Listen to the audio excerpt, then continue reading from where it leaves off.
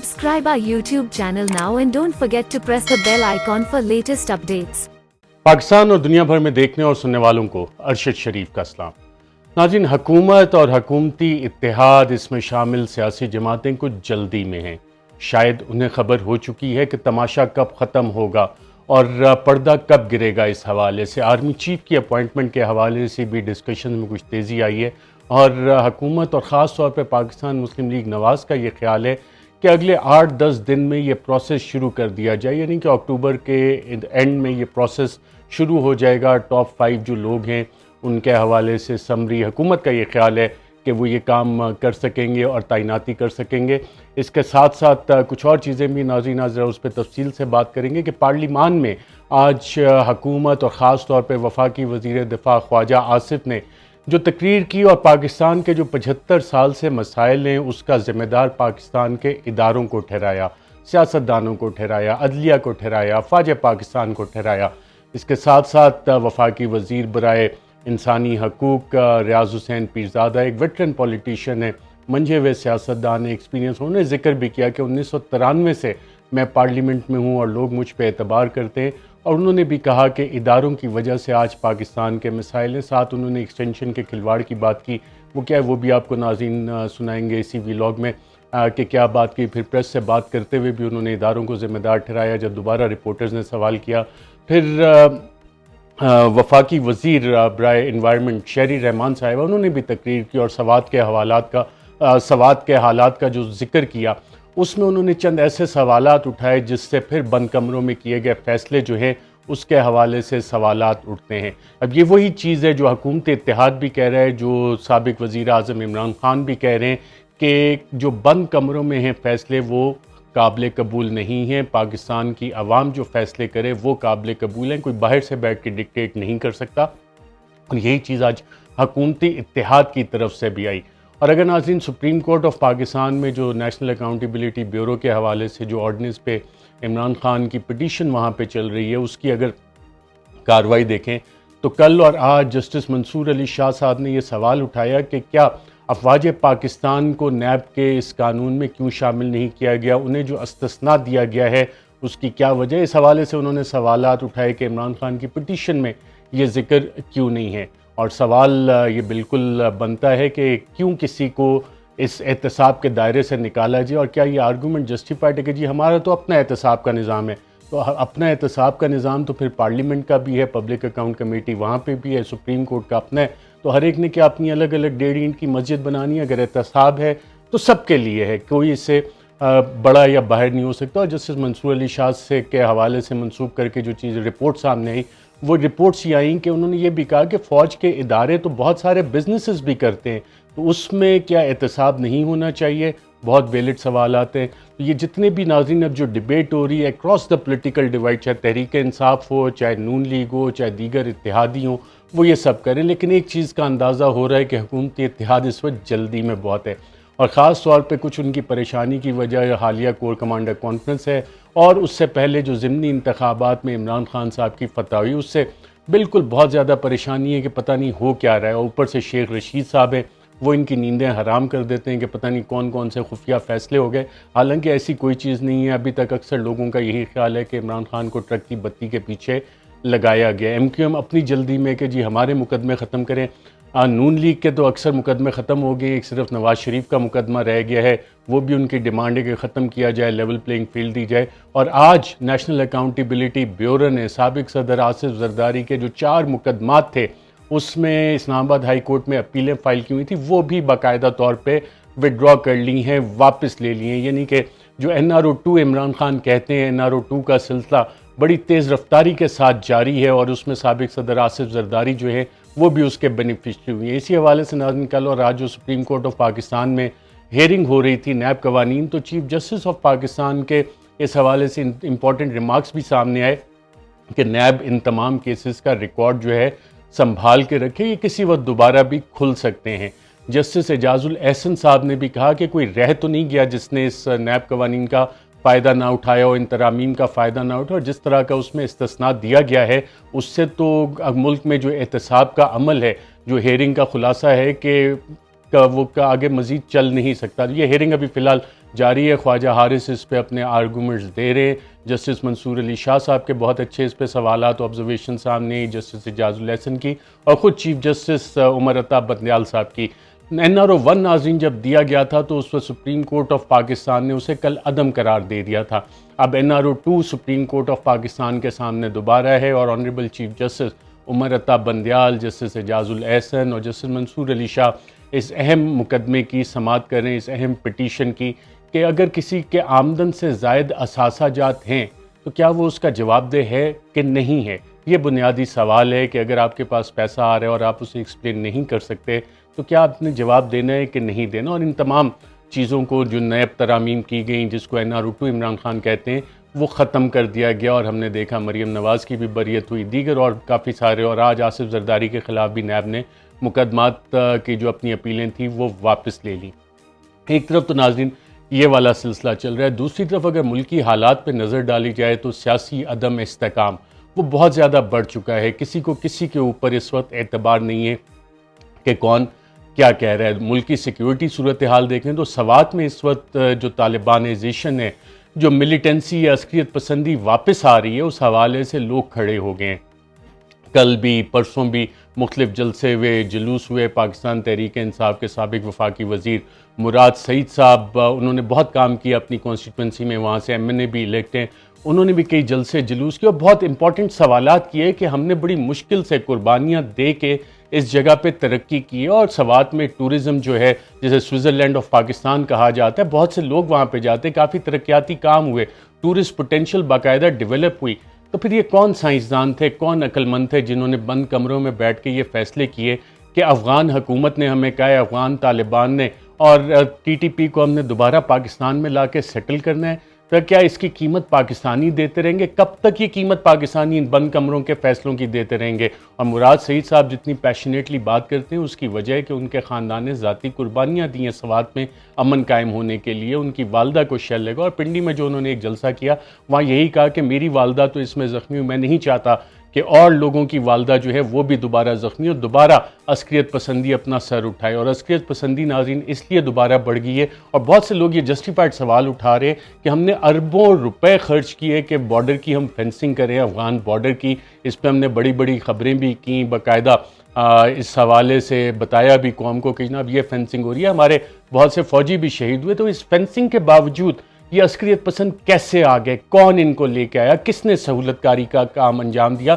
کس نے ان کو یہ گارنٹی دی کہ ہم ان کو سیٹل کر دیں گے اور یہ دوبارہ ہتھیار نہیں اٹھائیں گے؟ اور یہی سوالات شہری رحمان نے پارلیمان میں بھی اٹھائے, قومی اسمبلی میں بھی اسی حوالے سے سوالات اٹھائے کہ ہمیں امن چاہیے وہاں پہ, اور کچھ قربانیوں کا ذکر بھی کیا. اور یہ ناظرین فیصلے جو ہیں بند کمروں میں ہوئے تھے, اور اس کے بعد پارلیمان کو بتا دیا کہ یہ ہم کرنے لگیں.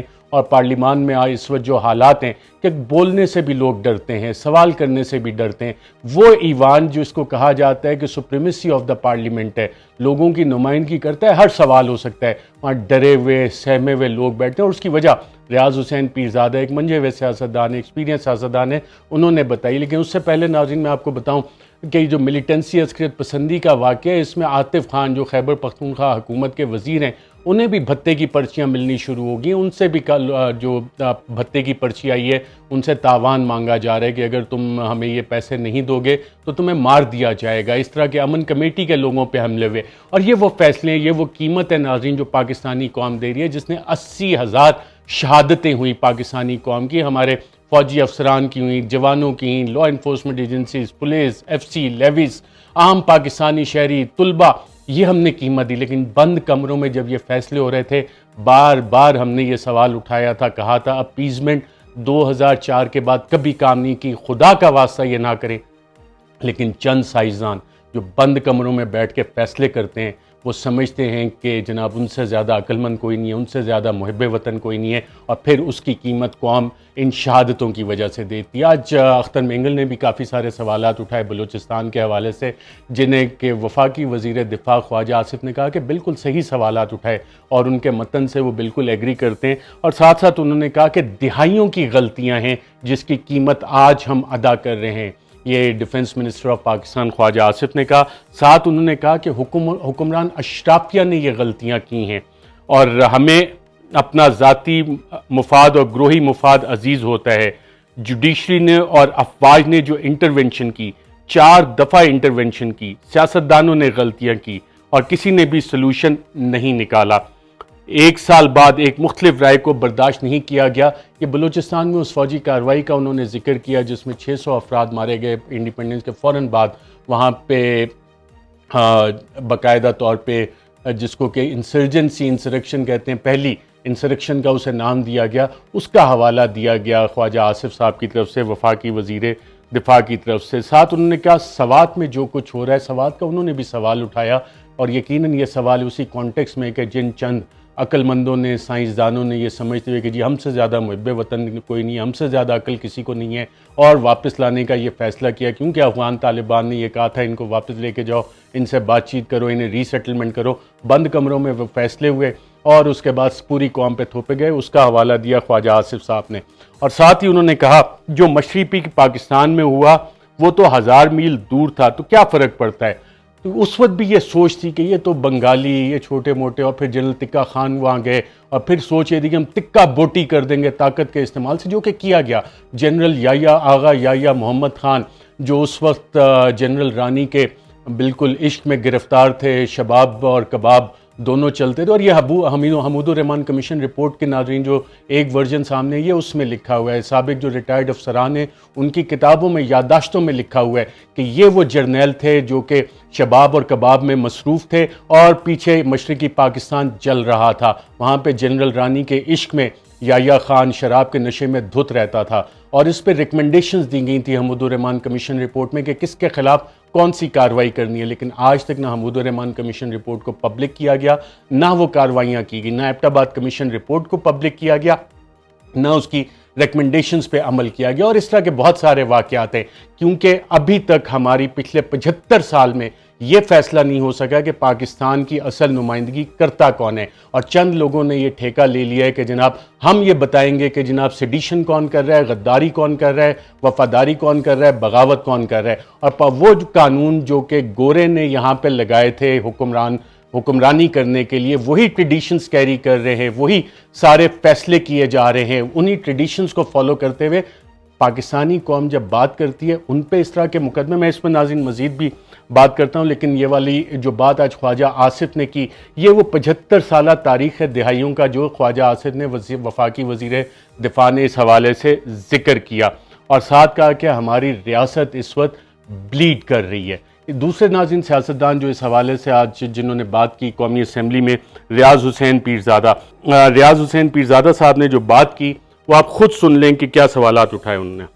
وہی کرنا چاہیے ہمیں اقتدار کی کرسیوں کے لیے، چاپلوسی یعنی اداروں کے باہر جن اداروں نے ہماری تباہی کا باعث جو بن چکے ہیں۔ جی ناظرین، بات انہوں نے کی ریاض حسین پیرزادہ وفاقی وزیر، اداروں کی چاپلوسی، پارلیمنٹیرینز کو لوگ الیکٹ کرتے ہیں چاہے وہ سینیٹر ہوں قومی اسمبلی کے، لیکن ریاض حسین پیرزادہ کیا کر رہے ہیں کہ اداروں کی چاپلوسی سے جو لوگ آتے ہیں وہ کیا انڈیپینڈنٹلی عوام کی بات کر سکتے ہیں؟ وہ تو پھر انہی کے غلام ہوں گے، غلام در غلام، کوئی اداروں کا غلام ہے اور کوئی ادارے باہر امریکہ کے غلام ہے، کوئی برطانیہ کے غلام ہے۔ پچھلے 75 سال کی تاریخ میں یہ ثابت ہوتا آ رہا ہے۔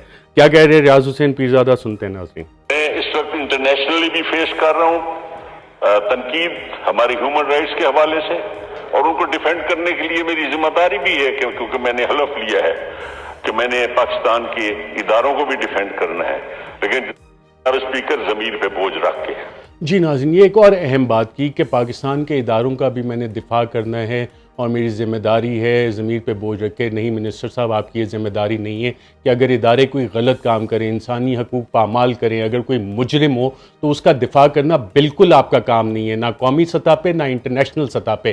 جو مجرمان ہیں انسانی حقوق کی، جو پامالی کرتے ہیں، انہیں آپ کی ذمہ داری ہے کہ ان کو کٹہرے میں لائیں، قانون کے کٹہرے میں لائیں، ان کا احتساب کریں، ان کے نام بتائیں قوم کو، اور یہ آپ کو کرنا پڑے گا۔ قوم اس وقت جو 75 سال بعد جس ہم صورتحال پہ پہنچے ہیں، جب تک ان چیزوں کو ایڈریس نہیں کیا جائے گا یہ چیزیں آگے نہیں چلیں گی۔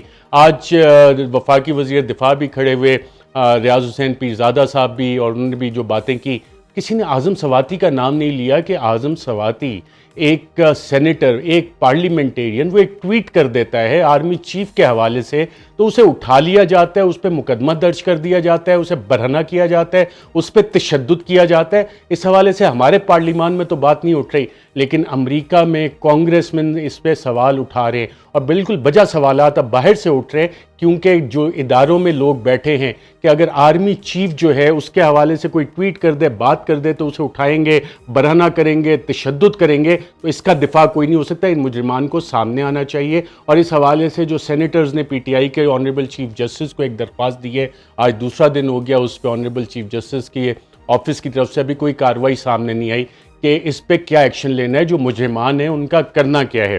تو ریاض حسین پیرزادہ آگے کیا فرماتے ہیں ناظرین وہ بھی سنتے ہیں. پاکستان کے ادارے میں کھل کے کہوں گا, نہ عدلیہ اب ہمارا تحفظ کر سکی ہے, نہ ہماری افواج تحفظ کر سکی ہے. اور یہ جو بلیڈنگ ہو رہی ہے یہ صرف بلوچستان کے لیے تو ہمارا دل ہمیشہ روتا ہے. اور جو فاٹا میں ہوا, جو غیر ملکی مداخلت کے لیے ہم استعمال ہوئے, جو غیر ملکی مداخلت کے لیے ہم استعمال ہوئے, یہ ناظرین ایک تاریخ ہے. سیاٹو سینٹو سے لے کے افغان جہاد کی, جنرل ضیاء الحق کے دور میں, جنرل مشرف کے دور میں وار اگینسٹ ٹیرر کی, اور اب جب دوسری کولڈ وار شروع ہوئی ہے تو اس میں پھر ہماری الائنمنٹ جو ڈکلیئرڈ نیشنل پالیسی ہے کیا اس کے خلاف ہے, اور اس کی قیمت کون ادا کرتا ہے ان بند کمروں میں فیصلوں کی؟ پاکستانی قوم ادا کرتی ہے. جو ریاض حسین پیرزادہ وفاقی وزیر کہہ رہے ہیں کہ بلوچستان, فاٹا, خیبر پختونخوا, اور یہ کس لیے ہو رہا ہے؟ کیونکہ جو باہر کے فیصلے ہیں وہ ہم امپلیمنٹ کرتے ہیں, اپنے لوگوں کو ہم اعتماد میں نہیں لیتے. اس کے آگے انہوں نے ایک اور بات کی, وہ بھی سنتے ہیں ناظرین. جو ہمارے ادارے استعمال ہوئے, اور جس طرح پارلیمنٹ میں لوگوں کو چن کے اور یہاں پہ سلیکٹڈ آ گئے, اور جس طرح ایکسٹینشنوں کے چکر میں اس ملک کے ساتھ کھلواڑ ہوتا ہے, نہ عدلیہ اس کو سنبھالا دے سکی ہے.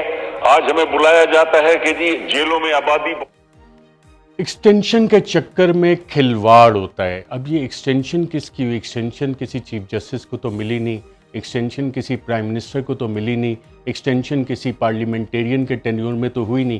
ایک ایکسٹینشن پچھلے دور میں ہوئی ہے جس میں ان سب نے ووٹ ڈالا تھا اور پرائم منسٹر سے زیادہ ووٹ دیے تھے, وہ چیف آف آرمی سٹاف کی جنرل قمر جاوید باجوہ کی ایکسٹینشن تھی, جس میں یہ سب دوڑے گئے تھے. اور نواز شریف نے لندن سے باقاعدہ خواجہ آصف کو کہا تھا کہ 1 منٹ میں جاؤ اور جنرل باجوہ کے حق میں ووٹ ڈالو, اور پھر میکسیمم میجورٹی سے جنرل باجوہ کی ایکسٹینشن کی گئی 3 سال کی.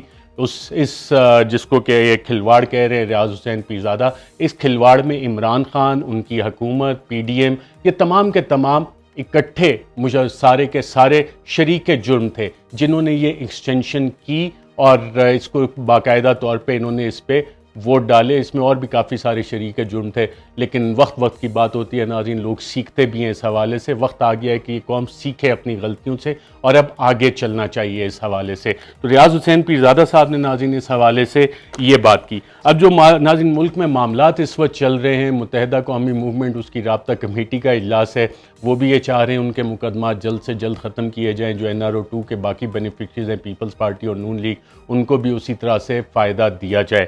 اور باقی جو کام چل رہا ہے لوکل گورنمنٹ الیکشن, وہ تو آپ کو پتہ لگ ہی گیا ہے کہ ضمنی انتخابات میں عمران خان کی کامیابی کے بعد یہ سب کے سب بھاگ رہے ہیں. اور اس وقت پی ڈی ایم میں سوچ یہ ہے کہ اگر الیکشنز کہیں جلدی فورس کیے جاتے ہیں, جو اسٹیبلشمنٹ کو انہوں نے باقاعدہ طور پہ کنوے کیا ہے, جو اطلاعات آ رہی ہیں کہ کچھ الیکشن پہ بات چیت شروع ہوئی, تو پوری پی ڈی ایم نے کہا ہے, نواز شریف نے کہا ہے, مولانا فضل الرحمان نے کہا ہے, آصف زرداری نے, کہ اگر وقت سے پہلے الیکشن کروائے گئے تو ہم بائیک آؤٹ کریں گے. اس کا سلوشن کیا ہے؟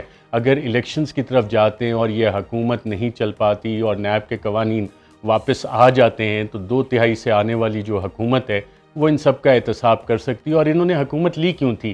انہوں نے نیا آرمی چیف اپوائنٹ کرنا تھا اپنی مرضی کا, جو کہ خرم دستگیر وفاقی وزیر کہہ چکے ہیں, دیگر حکومتی لوگ کہہ چکے ہیں کہ ہم نے اپنا آرمی چیف اپوائنٹ کرنا تھا.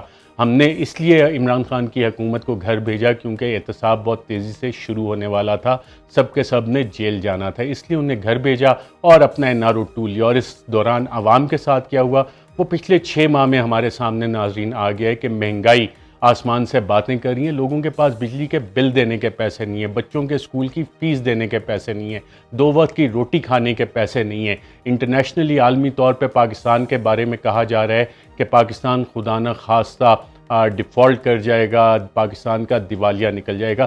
یہ وہ کاررسانی ہے پچھلے 6 ماہ میں جو اس حکومت نے کی ہے. ناظرین فی الحال کے لیے اتنا ہی. اپنا بہت بہت خیال رکھیے گا. مجھے دیجیے اجازت. اللہ حافظ. Subscribe our YouTube channel now and don't forget to press the bell icon for latest updates.